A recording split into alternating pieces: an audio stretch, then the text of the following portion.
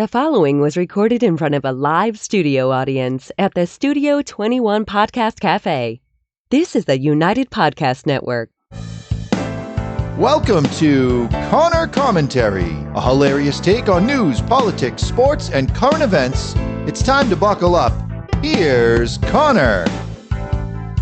All right, guys, we are back, and I think it's week 38, if I'm remembering correctly. And we have Dave Garofalo, the owner of both Studio 21 and the Two Guys Smoke Shop downstairs. Running out of guests.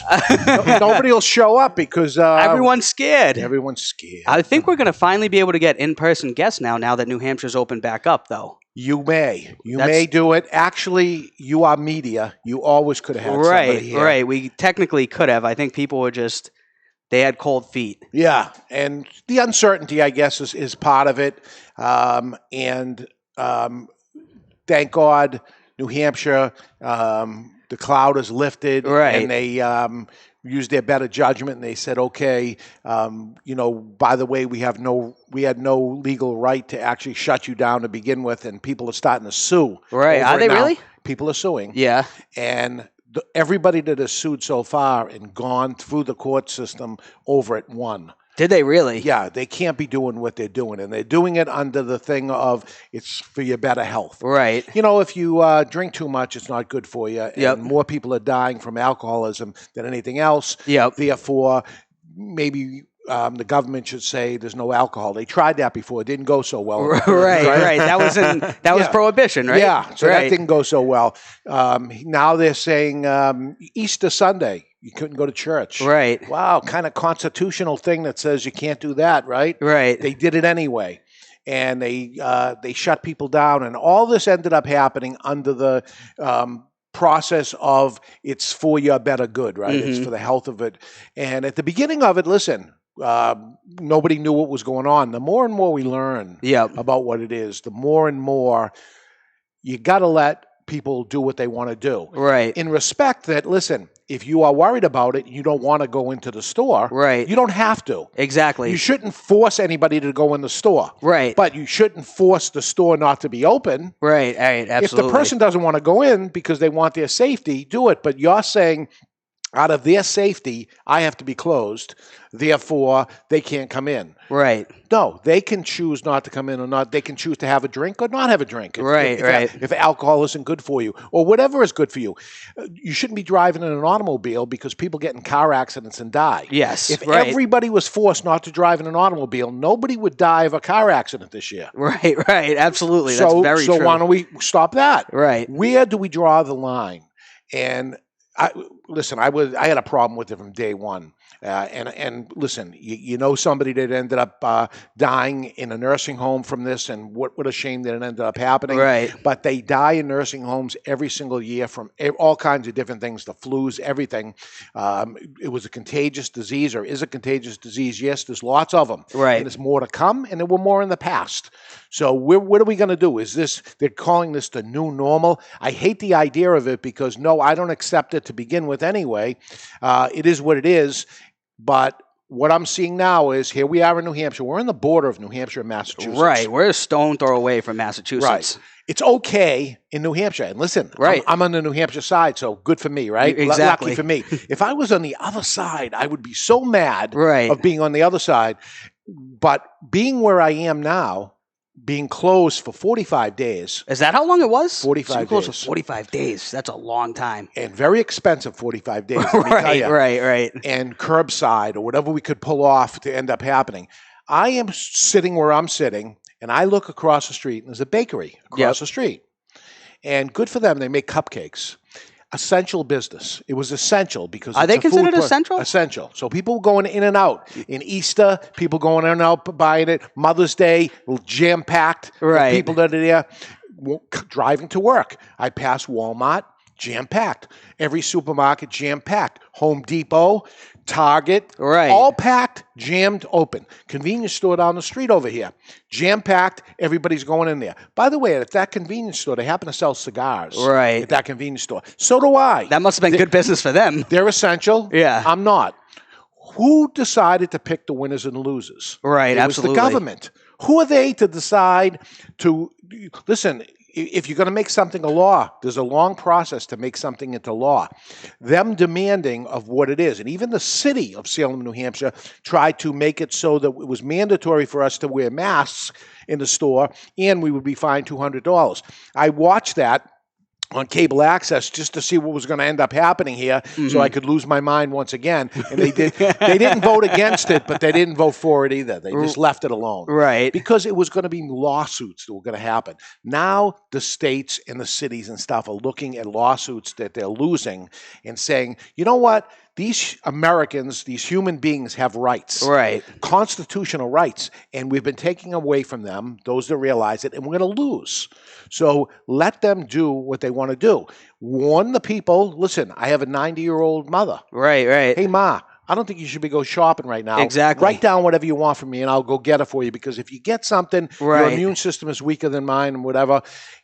It's predominantly it's excessively more towards the elderly. It's elderly, and sickly, elderly in nursing homes. Right. Is the majority of what ended up happening. Right. Guess what? I think it's in the 90% where it's if you're over the age of 80 or 70 or you had a pre-existing condition. But is where you're gonna let's say after this is over or before this happened, more people died in nursing homes any given day than died in a cigar shop, in a podcast studio. It was predominant already. And it still is predominant because more people die in those things. Also, if somebody is dying with it, they died of it. So somebody had a heart attack, they died, and it turns out they had COVID-19. They died of COVID-19. That's not true. They died with COVID-19. But they write it down as they died of it. And that number gets calculated. So the number is even accurate. Of the people that died, what percentage died of it or with it? People have all kinds of things. You have a cold and you got hit by a truck and you say he died of having a cold. No, he got hit by a truck. It was a cold truck, though. This is what has been going on, and enough is enough.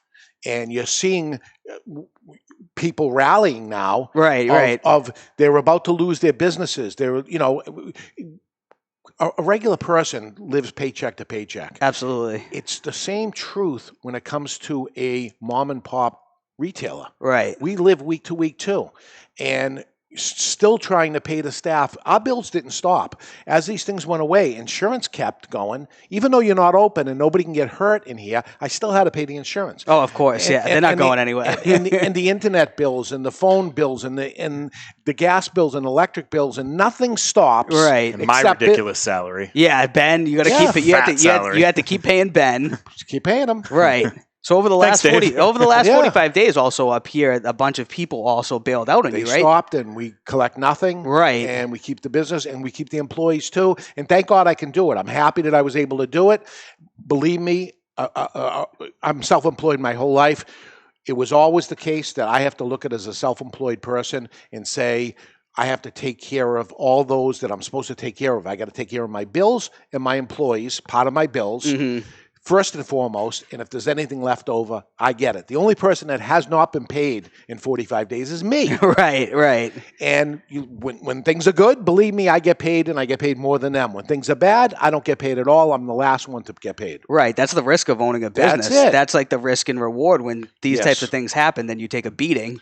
And the employees have the luxury of not really worrying about it as long as the money keeps coming in. So that's the balance of what it is. You like sleeping at night, knowing you're getting a paycheck no matter what. It's nice. I take the keys home. I get the alarm code. In the middle of the night, the alarms go off. All kinds of things happen. I had one guy wrote into our show that we do and said, I'm always pro brick and mortar.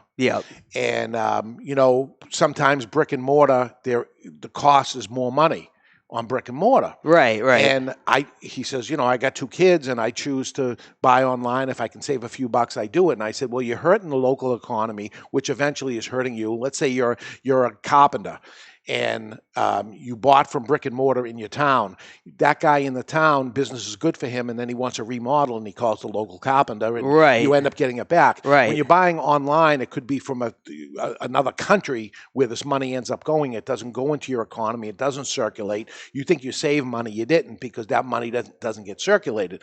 Buy local, stay local, take care of your brick and mortar. Until the government decides, and you got Charlie Baker in Massachusetts. Who the hell does he think he is? Doing that. And what does he end up saving? And I heard Donald Trump say it. Sometimes the thing they're trying to save is worse than, with 40% of all brick and mortar going out of business in Massachusetts, completely shut down. Is that what's going on? That's what they're guessing. It's going to be 40%? It could be as much as 40%. And they won't be able to recover, you're saying? Like they'll just straight up cease to exist. Knock on wood, I've been doing this for 35 years, and I put money away for a rainy day. I was going to say that to you, because there's people out there who probably haven't, so they can't hold on for 3, 4, 5, 6 months, whatever this is going to be. I didn't think a rainy day was going to be 45 days. Rainy day, not rainy 45 days. And it was a struggle. We got through it, and now we're open, and people are coming in. I'm looking at the plates that are coming in. What do you think the plates are? It's probably predominantly Massachusetts. Massachusetts. So what are they saving? All they're doing is actually hurting their own brick and mortar retailers. The consumer is going to get it no matter what. I agree forcing completely. them not to get from their own people, to come into the neighboring state, which happens to be New Hampshire here, buy from us. Hey, I'm on the receiving end. Thank you. But I feel bad for the guy on the other side of there. So the guy comes up, and while they had us shut down too, they bought it online. Or they went to the essential places like Walmart. Why is Walmart the chosen one? Have I not donated enough to their political campaign? The answer is yes. I can't donate as much as they do to their political campaign. They have been anointed. They are the anointed ones, and Amazon. I mean, these types of companies are profiting massive amounts. We're talking 150% growth on these big online giants. 150% growth. It's terrible, and they're enormous to begin with. So they're just piling it on. And where's that money go? You think that's going into the economy of Salem, New Hampshire, or Methuen, Massachusetts? I promise you, it's not. I promise you, it's not. Please, if you're listening to the show, support your brick and mortar, local brick and mortar people for your own good. It seems like I'm saying it for the good of them, and it is for the good of them, but that money will go around, and that's how an economy works. Absolutely. Because now he has money to end up doing stuff to his business and people and employ people within that city, and that's how it goes around. You take that away and you send it all offshore, the next thing you know, we're all dying. And that person cannot buy the goods within that city, and then it all goes away. So stronger than ever, support brick and mortar retailers. And the shame that's happening in Massachusetts, that this happened last week, May 2nd. We opened here. And then it was May 11th that it was going to be Massachusetts, and they just prolonged it now to the 18th. Now it's the 18th, and now they're being extraordinarily vague. I watched into his press conference today, and he's like, some places will open the 18th, but some won't. And they're like, who's who? We kind of got to know. So another way to bury a business is uncertainty. They don't know what to do. So what do? Do you call the employees in to come in? Do you want to get them a couple days before to get them acclimated to what's going to end up happening? When is a couple of days? A couple of days is now. Exactly. Is the phone ringing? No. Nobody knows what to do. And they're going to have to worry about that the employee is going to get fed up and say, you know something, I'm going to grab a job in New Hampshire, cross the border, and then they lose that employee. Then they go to reopen. They have nobody working there too. You don't even realize how many things are going to transpire between all these little events where they keep everyone in the dark. This person's like, I have no choice. I'm going to go do something else. And I can't blame them because they're in the dark. Everyone's just trying to survive on their own. We got to take that into account. And I think there's a power grab that's happening here politically. That these guys are all kings now. They feel like they can control what's going to end up happening. They will make the decision. Nobody hired them to be the king. And nobody gave them the right to take people's livelihoods away from them. But they're doing it under the thing of this is what's good for you.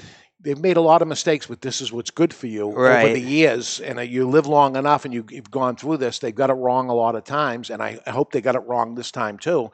And let these people do what they want, and let the consumer dictate whether they choose to go shopping or not. Right. At some point, we have absolutely no choice but to just move forward with life. And if you don't want to come out of the house, then exactly what you said, like in the instance of your mother, then they should stay home. And, hopefully they have somebody else who can do it for them. Yeah. Which, if not, I think there's volunteer services, all sorts of things going on because, like you said, it's predominantly, like overwhelmingly affecting the elderly. Yeah. So, I saw something the other day that said 0 people under the age of 30 in Massachusetts have died. 0. So out of 5,000 people, anyone less than 30, 0 have died from it, and 2 people in their 30s. So anybody less than the age of 40, there's 2 deaths out of 5,000.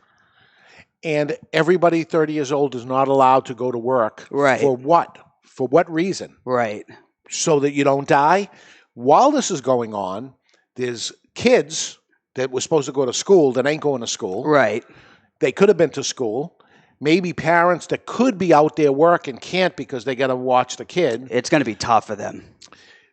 There's problems with some kids that the nutrition they were getting were from school lunches and school breakfasts. I've seen a lot of that. That went away. There's abuse that's happening in the houses that's happening. There's animal abuse, cruelty, things that end up happening. People not taking care of people. All this stuff is worse than the epidemic itself. And this is continuing because it's being allowed to continue because there's not enough rage and not enough pushback from them. Enough is enough. And they have to act, they have to open this up. It's just crazy. Dave, I have a question for you. You and I haven't talked about this, and we talk every single day. That woman who was the salon owner in Texas who got arrested for opening her salon.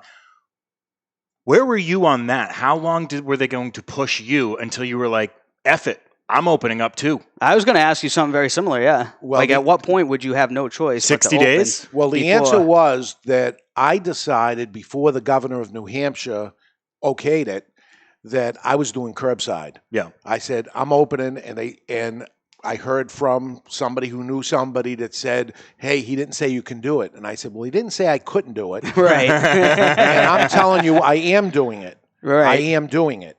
And they will have to come arrest me because I'm coming in, and if somebody pulls up, I say, what can I get you? And I'm going to get it because they're going into restaurants and picking up that. So they're going into here, and I'm going to bring out the food to them no matter what. And as luck would have it, because I didn't have to go through that process, that night the governor did a press conference, and he said curbside's going to be allowed for anybody that wants to do it. And I said, okay, I'm in business. But the weather was terrible. We've got through winter is bad for my business anyway, so winter is bad. Yeah. And all of a sudden comes March, and things are going to start getting better, and all of a sudden there's a shutdown. March and April closed, but I was able to do curbside. That's usually when my business comes back. And now May comes, and I'm like, okay. May must be when it booms because of the cigar industry. Absolutely. People love to smoke them for college and high school graduations, which aren't going on. No graduations. Golf courses oh my shut down. God, and golf. What could more? Golf's open back up now, but there's a ton of stipulations between it. So, yeah, the day was coming that, there was rallies that happened in New Hampshire. And, being in the tobacco business, I got to pick my battles. I can't fight over every single thing. And I sat back and I didn't go. And then they said, okay, it's going to be next week. And I didn't go to that one. And I'm like jonesing now at this point that I want to go and say that I'm against this thing too, or I'm just going to pull the trigger and do what she did and, open the door and see what ends up happening. And as it went, I didn't have to do that. Yeah. And we're open. 50% occupancy. We must wear a mask. Got a problem with that? Must. Yeah. I got a problem with that because there is no law that says I have to wear a mask. As a matter of fact, the banks are open, and if I go in the bank, if I went in the bank 2 months ago with a mask, I would have been arrested or shot. Right.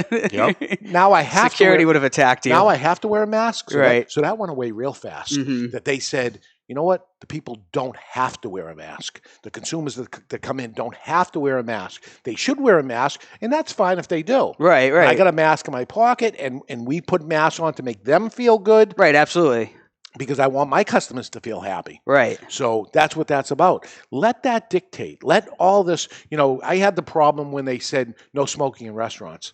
And I said, what if a restaurant wants to be only smoking? Yeah, absolutely. Why would that not be allowed? That's a great question. And they said, no. I said, they got to put a big orange sign out there that says, this is a smoking establishment. Right. And when nobody goes in that restaurant, the sign will come down and he'll say no smoking. Exactly. Then the consumer will do it on their own because they'll have no choice. But if people who want to smoke, then they should be able to have their own establishment. For them to just say no one's allowed to do this is crazy. But they did that out of the health benefit of the person. But the person goes in their car after and smokes. Or they stand outside at a restaurant and smoke. So they're going to do what the hell they want anyway. Oh, absolutely. So you're not doing anything. Just let the industry dictate itself by saying, okay, you're going to have to put a sign on there that says this is a smoking establishment. So maybe you're not a smoker and you go to the restaurant and you say, I simply wouldn't go there. I don't want to go to that one. I would say I'm not going to go to that restaurant. And if he gets enough people to say they don't want to go, he won't do it. Exactly. But if a whole bunch of people do go, then he does it. And you know what? There'd be twice as many businesses. There'd be both kinds. Right, There'd absolutely. be smoking restaurants and non-smoking restaurants. And then you choose which one you want to go to. There would be both places that would advertise that specifically. They'd be like, hey, come to our restaurant. We don't have any other smokers. Right. The other ones would say, you want to smoke? Come on in. Well, it's funny. As a smoker, I would go to the non-smoking one. Would you? Yeah. Yeah, because, even though I smoke, I don't love being around that much of it. Right. Particularly cigarettes. Cigars are very different. But cigarettes, I don't want to be around that much of it, even though I do it myself. Yep. So it's interesting. Yeah. Freedom of choice, even from the business owner. There is none right now. Yeah, I'm a big supporter of freedom of choice because when you think about it, though, you go there and you can drink the whole time. I mean, eventually they're supposed to cut you off, but they're not like following you to your car. There are people who go there and drink that would be more than the legal limit, then get in their car and drive. I mean, that happens every single day at restaurants throughout the state, the country. Yeah, this was a major overreach. It was too much. It went too far. If it was one day, all of a sudden, we don't know what the hell's going on, and we're going to do this. Please, everybody stop. Let's look at this. And after a day or two or something, they say, okay, here's what we're recommending or something. Go back to right. 45 days, 60 days. When does this stop? No school for the rest of the year. No this, no that, or whatever. How about go to the ball game if you want to go to the ball game? If you feel like I don't want to be around people, don't go to the ball game. Very true, yeah. The airports are open. Right. The planes are full. The planes are full again. I've seen they said, some of those, we're going to do every other seat.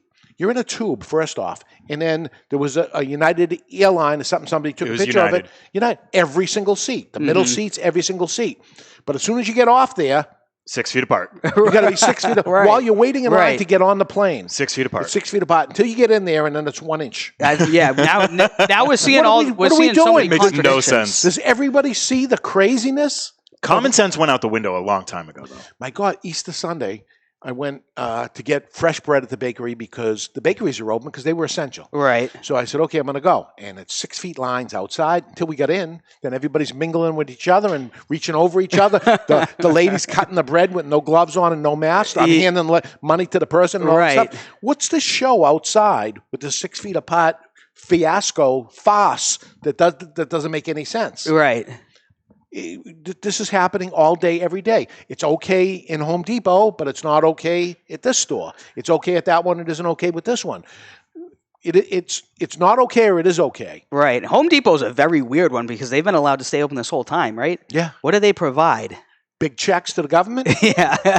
Bingo. Because when you look at it, they're a home improvement store. Is it mandatory that you improve your home during this time? You got to clean your garage out. And it's probably absolutely phenomenal for them. I can't, this is the best time because everyone's stuck at home to go to Home Depot. So there were winners and losers chosen. Right. And that's where the problem, that's where everything is, we're all created equal, right?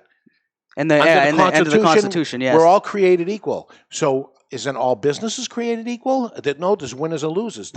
We have put a line in the sand. We've made a major, major mistake, and I think this goes down in history at the end of this. Everyone's going to look at it and say, what a mistake this was. This was so unfair. I can't believe it happened, to be honest with you. When they said that this was going to end up happening, it's going to shut down, I go, no way this is going to happen. And the next day we were closed, and I go, I can't freaking believe this happened. Right. I said, this is going to be tomorrow. They're going to say, oh, no way. And the next week went by, and the next week went by, and I'm saying, oh my God, I can't believe this is going on. Right. So it went on for about 7 weeks. and it's still going on in Massachusetts. It's still going on in Massachusetts. You've got at least a couple more weeks to go. Very vague. And you don't even know if that ends up happening. I don't know what's going to go on. And that's because of the government that's there. And California's another one that there's almost no cases over there. Right. And they're still locked down in L.A. Right. LA has extended it like extensively. There's going to be months on end. What is going on? How pissed is the government going to be next year at April 15th when they go, oh, shit. We're losing billions there's going to be a lot of loss in tax revenue when they're pumping out as much as they And they're looking at the federal government to give us money for what we just did, for the mistake we just made and stuff. And our president said, you know what, I'm going to leave it up to the states to do. Oh, my God, what a call that was. Or else it would be all responsible for the federal money. Right. But the states, you see what Massachusetts is doing. We're talking about a lot of lost revenue. People weren't driving around. Oh, yeah, absolutely. Gas tax is giant in Massachusetts. They had gas is as cheap as can be all of a sudden. Yes, but it's still probably about 40 cents more than it is here in New Hampshire per gallon. Right. It's all tax. All those gallons that Massachusetts didn't burn, all the tolls that didn't happen, all the income tax that didn't end up happening, all that goes away. What are they going to do? How are they going to run their budgets? What are they going to do? Because they still paid for the schools and everything. The expenses didn't go away. And what's been going on at the same time? They want everyone to do the census so that they can figure out how they can appropriately divvy up money to cities and towns so they can do their repairs and all that stuff that they need to do on the roads. Yeah, taxes are going up. Eventually, when things go up, the consumer ends up paying. Right. So in this case, you, the guy that's at home, and you say, well, I got paid this week again. Yeah. The government sent me my $1,200. Oh, good. Or I'm on my unemployment. I got an extra $600. I'm staying home. You're going to ultimately pay. Right. You think you made a score? You didn't make a score. Because it's going to be in like the short term, not looking at the long term. So in the short term, you might have gained, but in the long term, you're going to pay back more. Yeah. So now here we are open as retailers. What are we going to do as a retail establishment for the future? Do we operate the way we always did before? There's a major change happen. Maybe a whole bunch of people started buying things online and never did before. And they liked it. Right. What do we do as brick and mortar retailers? We better provide a service to them. We better up our game. Customer service better be better than it ever was. Right. Or else. You better get creative and you better bring your game in or else you're going down. If 40% of all brick and mortar is going down, you don't want to be one of those 40%. What do you got to do? You got to up your game. Right. And it doesn't be the lowest price because you can't be the lowest price. It's impossible because that's online. Right. How are you going to compete with Amazon when it comes to something like that? You can't have the best selection. It used to be we have the best selection prices. It's not anymore because that's online because you click a button and the selection is massive. It's everything in the world. Right. It's somebody's got a lower price somewhere than yours. So what do you got to do? It's got to be customer service. It's got to be different items. It's got to be creative marketing and promotional ideas that happen in there.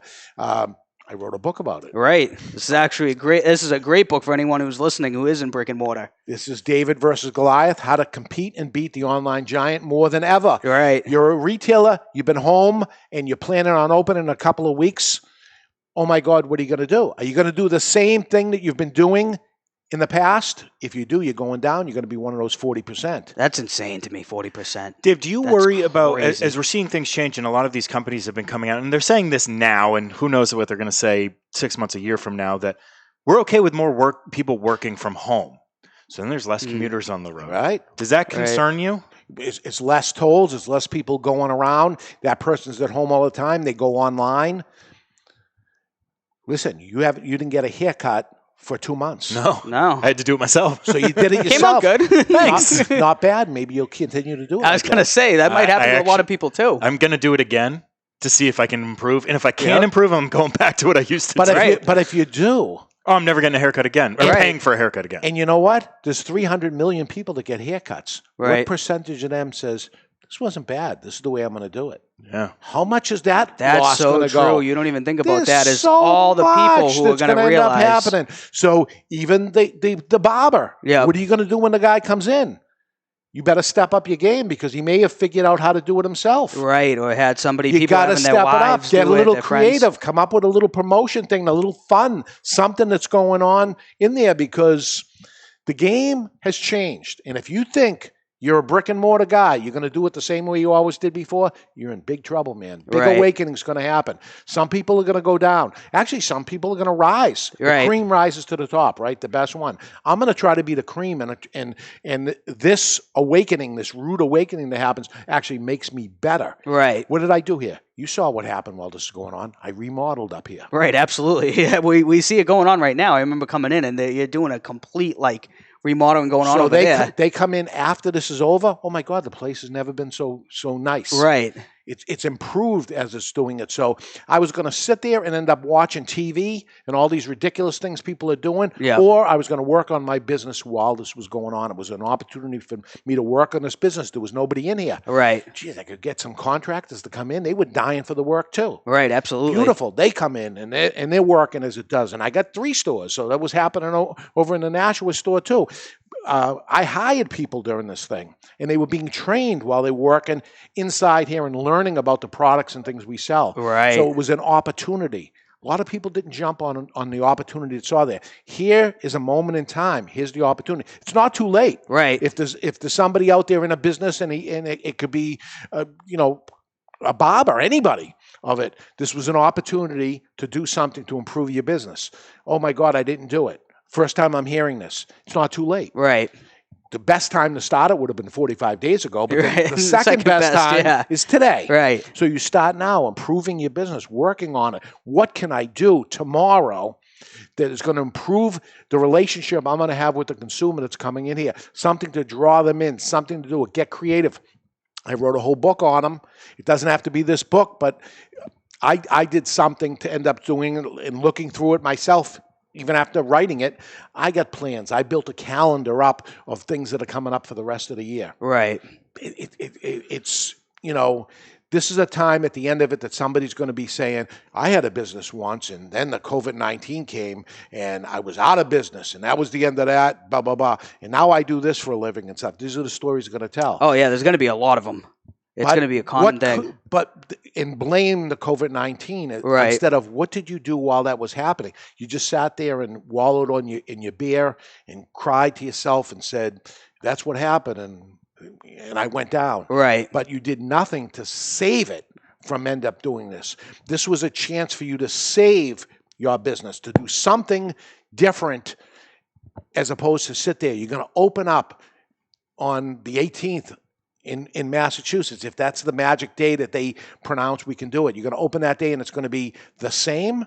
No, it's not the same. Right. And less people are going to come in because people change their habits. Somebody ended up cutting their own hair and ended up liking it. What are you going to do? Right. Are you going to do something? Think about it now. Think about what that plan is. It's going to be driven by the consumer. Consumer, I beg of you, support the brick and mortar when this is over. Instead of cutting your own hair, go back to the barber or something. Give him a shot because he should be stepping up and the experience should be better. Hopefully, right? Right. That's what you would think, that after all of this, it's going to give people an opportunity to try and, like you said, they're going to either have to step it up or they're going to cease to exist, basically. That's it. Here's your chance. Right. You're in a moment of time. You're at crossroads in life now. What direction are you going to take? Are you going to be better for it? Or are you going to be worse for it? Unfortunately, things have happened in the past in all industries and things like that. When that ends up happening, the cream rises to the top. The smart ones, the aggressive ones, the ones that are out there marketing and promoting and thinking and working on their business survive. And the weak ones that were hanging on and surviving despite themselves go down. Right. This is the time they're going to go down. So it's going to be a shame. And what's going to happen with real estate? That commercial real estate's going to end up being, spots are going to open up and stuff. That's going to be insane when you think about it, because now all these people that are working at home, they're going to say, why am I spending all this money to have an office when the people worked at home and things were basically the same? I think that's going to be insane, especially for major cities like Boston. If you have, what do you think it costs to rent a place there a month? God. Astronomical amount of money. And now everyone's been working at home for 3, 4, 5 months. And if things are going just as well, what's the point? I know I've been receiving these Zoom meetings. Oh, yeah, yep. So I know people are doing them for fun and talking to other people, but I've been doing legitimate meetings with manufacturers and things, the people I buy from, on Zoom meetings. And they like it. They like it because a normal meeting for them to have with me is 2 or 3 guys getting on a plane, flying in, getting a hotel room, meeting with me the next day, taking me out to lunch afterwards, meeting again, talking about whatever it is, and then going back to the hotel the next day, getting on a plane and flying back. Look at those expenses that end up happening for that meeting that we had on the Zoom meeting, and it was over and done. That was it. I didn't have to leave. They didn't have to pay for hotels, airfare, all this stuff. All this stuff goes away. Right, that's very true. Now they'll realize that they didn't have to spend 2 days and take 2 planes and stay in the hotel and pay for all the food and do all this when you guys could have been doing it on Zoom all along. I said to them, how do you like it? And they said, we loved it. I said, no shit, you loved it. I can see, I'm a businessman myself. I can see the expenses that ended up happening. Hey, and maybe those expenses come to a better deal for this because you don't have all that. They have so much of a budget. That's what it becomes. So. It's going to be an interesting ride. Listen to what I say. I've been around for a long time. And it's not because I'm so smart. It's because I lived through different things that happened. This was a crossroads in life of what it is. My plan is to come out of this ahead of the game and be better.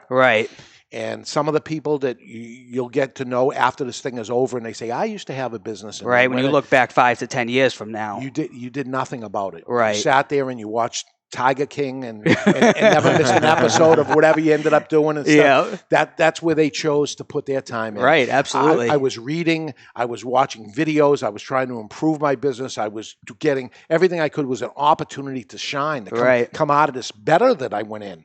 I think that's what happened to me. I hope so. This is going to be a podcast school. I'm excited to see what happens over there. I see someone working now. We dealt with other podcasters coming up with concept ideas for other podcasters. Ben would come in the morning and say, "Oh, I did this and I did this," and he's working while he's not working. But it was a time to either screw off, or step up, and shit or get off the pot. There we go. Pretty much. Pretty much, right? Dave, you've been in business here with the Two Guys Cigars for 35 years. What's the closest you've seen to this in all that time? And there's been, the Gulf War breaking out. You have 9/11. You have the recession of 2007, 2008. What's closest to this? Well, the recession of 2007, 2008 was pretty bad because I'm in a luxury product. And the first thing they gave up were luxury products. I saw it before anybody. It was the first thing. Nobody needs this. There's no addictive quality when it comes to a premium cigar. People do it because they're celebrating. They're enjoying it. There's no, if they don't need to burn a $10 bill, they don't do it. And they didn't. It was painful. And I had bought the Nashua store that year. It was $1 million buy, and all of a sudden nobody came in, and business had dropped dramatically, and it was painful. Also, I'm in the tobacco business, so the no smoking laws. I've been through so much as we go on. No smoking in restaurants, no smoking in pool parlors, and this, all that stuff ended up happening. It was just been so much when it came to tobacco things, raising the smoking age from 18 to 21. You lose 3 years of people that ends up there. There was just so much that ended up happening with it. And learning from each one of these things. So part of my expertise is, we're not even allowed to advertise. We can't advertise on Google, on Facebook. Any tobacco product. Magazines, it's tobacco products. So we learn podcasting. And being able to go direct target marketing to the direct person that wants to listen to it. And the Cigar Authority, which is my podcast, it's the most listened to cigar podcast there is in the world. There was the opening. I can't do this. I can't do this. I can't do this. What can I do? Well, I can't open the doors of my store. What can I do? Before they even said to do it, I go, okay, I'm going to stand outside and I'm going to run in and out, and we're going to do curbside service, and we're going to do the best we can with that. We were the first ones to do online cigar sales way back in the day because that opportunity came about. So we do it until they're going to shut us down, and that day's coming. They're not even going to allow online sales of tobacco products. When that happens, and I'll be geared up for the next thing. It's seeing, here's the problem coming up. What is the reach around? What way can we get through this and get to the other side better off than we did? And as all these things happen, there was a cigar boom in the 90s when it crashed in 1997. Oh my God. More than 50% of every cigar shop went out of business. We grew. We grew. It was an opportunity. yeah, things are bad, but all the stores are going out of business. The people that are going to stay on smoking cigars are going to have to find a place to do it. What do I have to do? I have to market and promote the hell out of myself during a bad time. Right. That was the opportunity to end up doing that. Can you see these opportunities that are coming up? Do you see what's happening, and what are you going to do about it? The answer is not sit back. Right. Wait. That's the thing. You can look at it as a problem or an opportunity. Everything can be looked at as a negative or a positive. So here's what Literally you did. anything. Conor commentary. Here's what you did. You're out of work. Yep. You started a podcast 9 months ago. And something terrible happened in between. Right. That everything is shut down and you don't have a job, but you kept your show going. And your viewership and listenership has never been better because most people stopped it. While they stopped it, you kept yours going and you didn't miss a show. And I'm proud of you for doing it. Right. We went to Zoom. You got to do what you got to do. But we gave you every opportunity as there's going to be no cost to you anything. If you don't want to do it, don't do it. Right. But it's tempting too. Yeah. You know. And some people did, and the people that didn't saw the opportunity, grew their business, which is the podcast, and let me grow while other people aren't doing it. Right. You get new viewers that never saw you before. Absolutely. So it was an opportunity. It's painful that ends up happening, and this was painful for me. 3 stores, 18 employees. Everybody's getting paid, and the doors are closed. Right. Not good. Right. Not good. I'll be honest with you. It was serious. We're talking $250,000. Right. Just to lose that type of money that fast in that short period of time. Yeah, and dishing it out. That I promised every employee you'll get paid no matter what. I promise you. Right. Don't worry about a thing, because after it's over, I want them to stay with me too. Right. I Absolutely. want them to hopefully see, okay, the shit hit the fan, and the guy I work for stood up and said, don't worry about it. No matter what, it's not your fault. Right. No matter what, I got you on this. And hopefully that's going to pay for me for years and years that they ended up seeing. I hope they saw it. I think they did. Right. I would imagine so. Because some of my competitors did not do the same thing. Right. Some of them said, okay, you're all out. I'll call you back when it ends up happening. Okay, now we're hiring. So maybe, who knows? Right. Maybe somebody sees how good we were and we end up getting real unbelievable talent that happens. Who knows? Maybe nothing happens or everything. But that's how I've always done it. And I'm telling you, of all the years, and it's 35 years in the cigar business. I was in the restaurant business. I was in the nightclub business. All successful. And how did I do it? It was always the same. So why change it when I know this model works of when the shit hits the fan, you look for the opportunities and growth, and you continue forward, and you be better at the other side of this thing. Right, absolutely. And that's what I think that happened to Conor commentary. Listen, you operated with no guests sometimes, and it was just you and the producer. Yep. Tough. Without Shout somebody. out to Ben. Yeah. Thanks, Conor. Tough. Been there, done that. Right. You know, you keep going, man. It makes you better. Going. Yeah, it makes you better. So, in final, I just want to say to the folks that are out there, that are consumers, brick and mortar. Take care of the brick and mortar. Go see them. Give them a shot. Right. If they don't step up and they do a lousy job after the fact, punish them at that point. But don't punish them now when they're down. I think they're going to step up, and you're going to see that they should be grateful and appreciate you more than ever. I agree. I think a lot of people are going to realize, and they're going to shop local once this is all over. I hope so. Once everyone's allowed to keep going out. I hope so. So I can just say I'm thankful to you, because I know my old job, the people that are doing the same thing I used to do, they all had to take cuts. Right. All of them. Either they got furloughed or they had to take a big cut to their pay. And you told me and you told the rest of the staff straight up right when it started, you're getting paid. Don't worry about it. Don't worry about a thing, because listen, it's what's on your mind. You took the stress out of the situation for me. I know what you were thinking, because I would have been thinking the same thing. The day they come in and stuff, and everybody's eyes are wide open looking at me, and I go, just so you know, everyone's going to get paid through the whole thing. Don't worry about a thing. Right. Okay. Jesus. It's a big weight off the chest. Yeah. And I was lucky and happy to do it. Right. You know, that I did the right things years in advance or something, getting ready for the rainy day. Honestly, not thinking it was going to be 45 days. It wasn't just a rainy day. It was monsoon season. It was. Right, exactly. But hopefully behind us. Right, absolutely. I appreciate you coming on. And like you said, everyone out there, if you're watching, shop brick and mortar, especially when they open. You're good here in New Hampshire. Is everyone good pretty much except for like restaurants? Yeah. I think they're at 50%, right? 50% occupancy. Yep. And you see in restaurants putting tents across the street. Right across the street. And I think in a matter of a week or two, I think we're going to be completely open 100%. Right. This will be nothing but a memory. There we go, guys. Thank you for tuning in. We'll see you next week.